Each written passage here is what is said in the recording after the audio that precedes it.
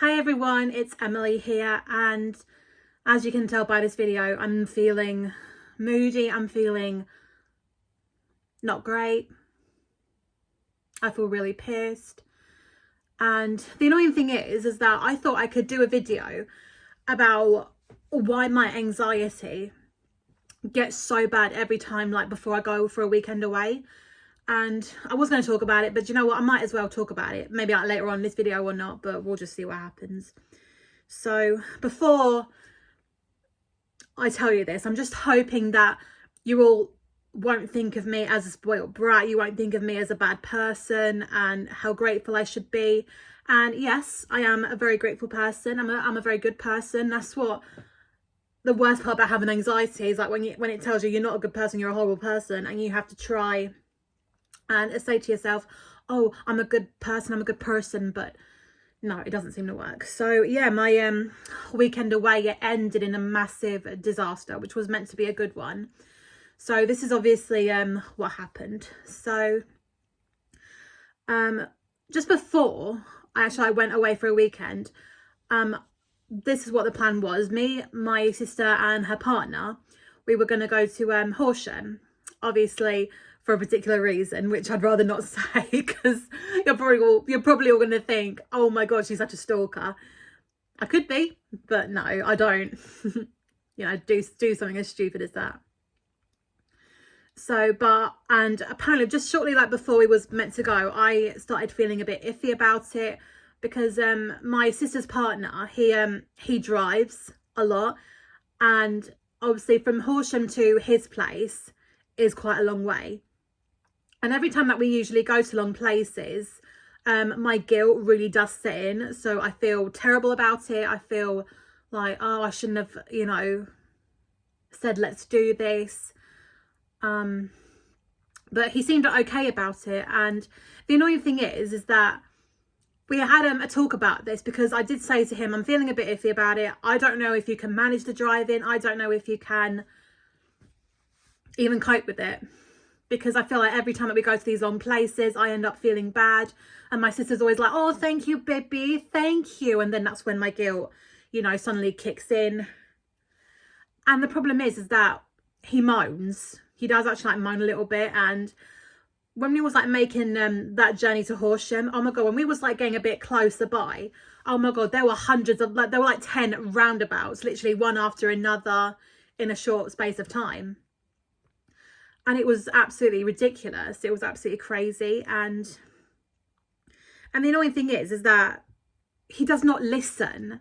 It's like, I don't know how to word it, but it's like he hears, but he doesn't listen, or he listens, but he doesn't hear it. It's something like that. And the frustrating thing was that every time that we go out, my sister says, right, this is what we're doing. This is what we're doing. And then he looks at her like really confused, like very confused. And then she's like, I did tell you. And then again, he's got a very confused look on his face. And I am like, did you even tell him or not, or something like that? So yeah, that's when my guilt and that's when my anxiety kicks in. I think, oh my god, like now he's not going to be happy about it. He's going to be moaning about it. And yeah, he moans sometimes, and then that's when my guilt suddenly sets in. But we go to Horsham, and it was absolutely fantastic. I'd love to bring my mom to Horsham, because, you know, she loves little villages and markets and stuff like that. So, you know, and the weather was perfect, absolutely fantastic. And my sister also had a surprise, which I seriously thought, I mean, I was right, but there was a bit of a horrible twist that really did upset me. So the next morning, we go to the pub for breakfast. Obviously, my favourite is pub. And then as like she revealed the news to me, it turned out it was the actually, before I mention it, I've been so desperate to see Wicked on the show at the theatre. Now, if you ask me, have you seen the movie? Yes, I have seen the movie, and it was absolutely brilliant. But the annoying thing is that where it's only got one part, I don't even know what happens to like the rest of them. Now, I've waited 18 years to finally, like, you know, see it at the theatre. And I seriously thought that surprise was going to be that. And when my sister revealed it to me, apparently It was tickets to go see Wicked at the theatre, but it turned out it was actually the movie of Wicked. So I was really, really disheartened. I was just devastated. And then my sister like felt terrible. And then like she said, I spent all this money for you. I spent all that, and this is how like you do it. And then that's when I completely lost it. I completely lost my shit. I was so angry. I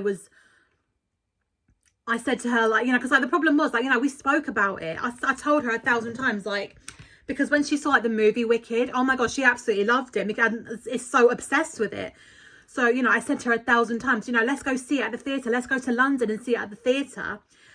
And the problem is that this theatre show, it's like Wicked, I mean, it's never shown locally.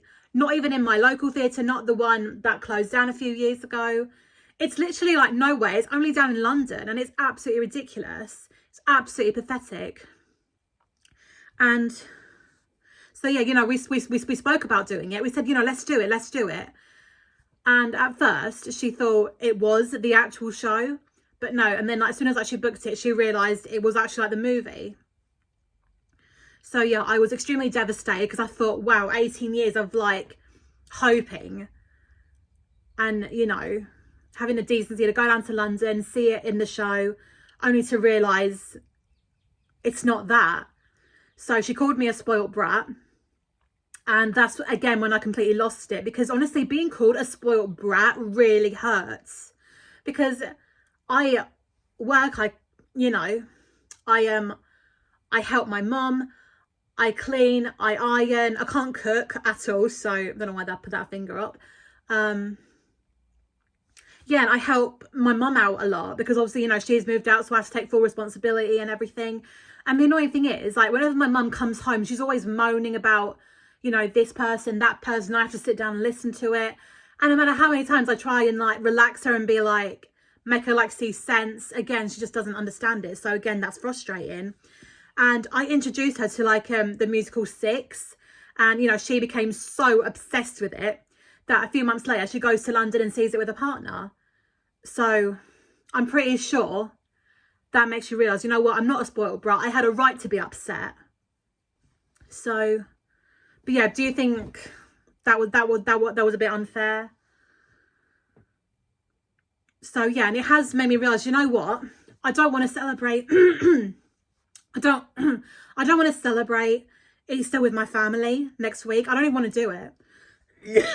Oh my God, my voice. Excuse me. Sorry, croaked voice. So yeah, I don't want to celebrate Easter with my family. I don't want to celebrate my birthday. And can you even believe I'm turning 30 this year? Can you even believe that? So, and I'm just like, you know what? No, forget everything. I do not want to be disheartened again. I can't go through that again because that's just not fair. It really isn't fair. So, you know, I'm just hoping to God I'm not being a spoiled brat. I had a right to be upset because, you know, I got my hopes up too high because I really believed we was actually going to go see Wicked at the theatre. And then it turns out, oh no, it's just like the movie of it. Obviously, it's a sing-along version, but still, like, it's not fair. Like, how dare you? And this is another thing as well about my sister. It's like she's been to Paris, she's been to Future Adventure, she's been to Rome, she's been loads of other like different places. She even like got to see Six at the theatre. And yeah, just so much other load of crap. And it's like, I have not had a holiday abroad since I was 2 years old, which is obviously, again, unfair. And the annoying thing is that the places that I want to visit, like obviously Disneyland and Blackpool, and this is like the annoying thing, she freaking mimics me every time. Because, like, you know, she always says, oh, but you want to go to Disney World, you want to go to Blackpool. And I'm thinking, well, yeah. Like, you went to your dream destination, so what about me? You know what I mean? So it just makes you realise, you know what?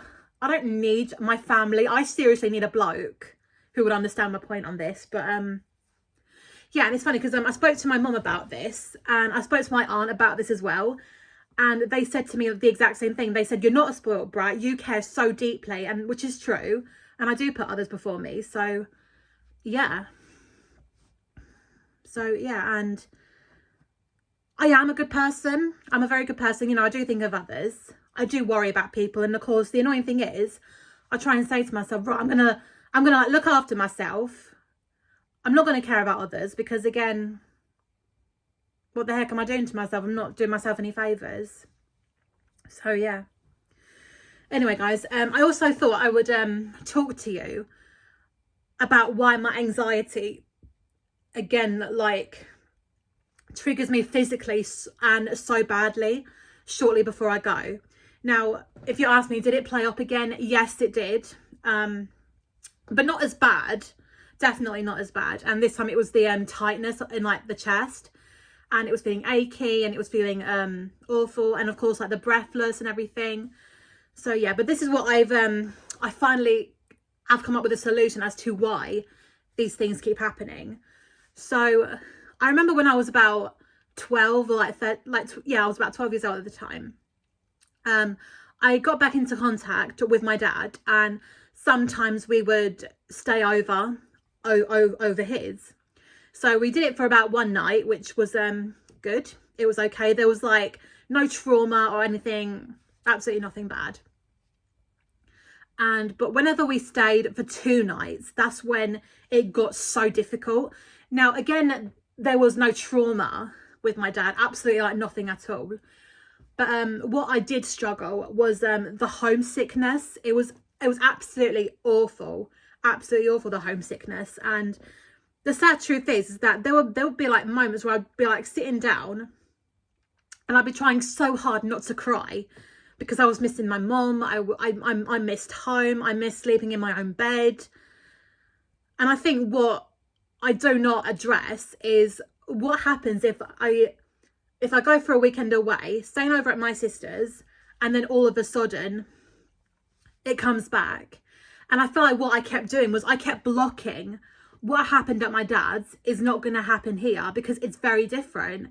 And I remember my sister said to me she was really nervous about, you know, me staying over for the first time. Obviously, because that's what she kept thinking about. She kept thinking, oh my God, what if I feel like I'm at my dad's house again? And, you know, staying over at my sister's is definitely nothing like that at all. Absolutely like nothing.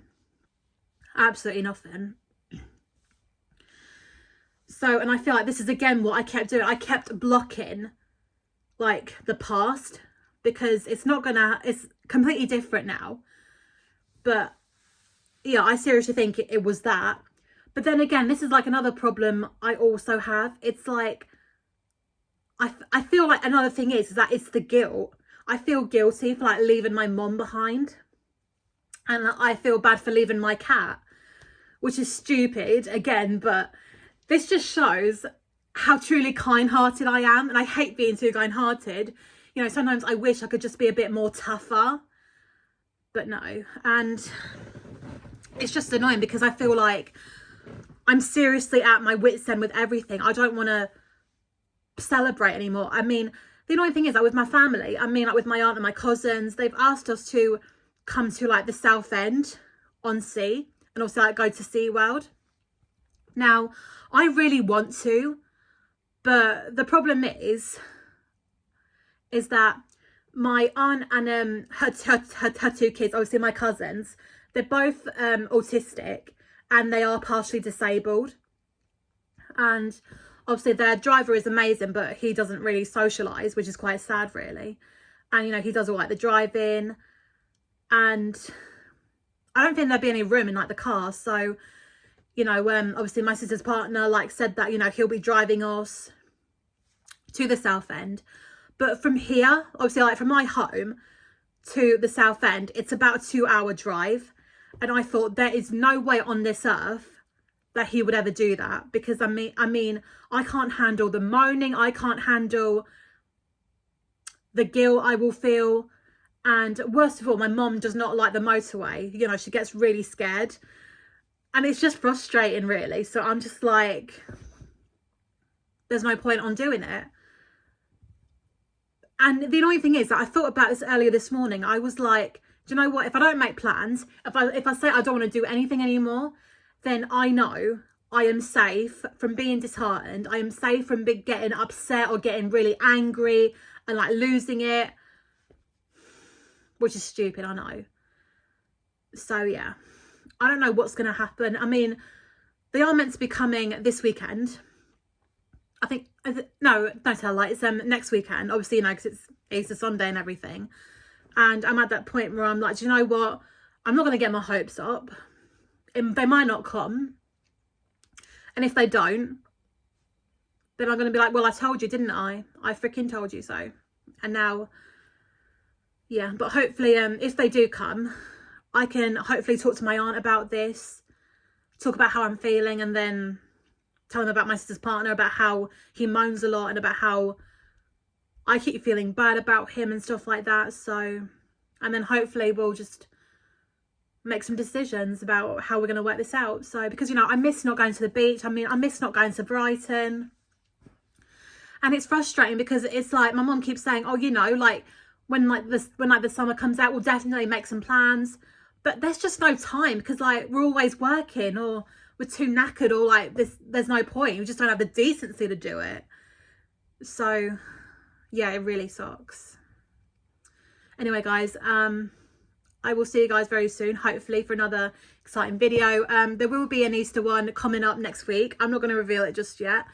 I will, hopefully, this Friday, I will film a new episode of the Most Rarest and Forgotten Kids shows. I do have one in mind that is extremely rare, but the person who did the voice is from a very legendary someone. So yeah, just hopefully stay tuned. If it doesn't work out, then that means I'm just not in the right frame of mind to even post it. But we'll see what happens. Okay, so I hope you guys can all understand my point and agree with me on this one, and hopefully things will get better. Okay, see ya.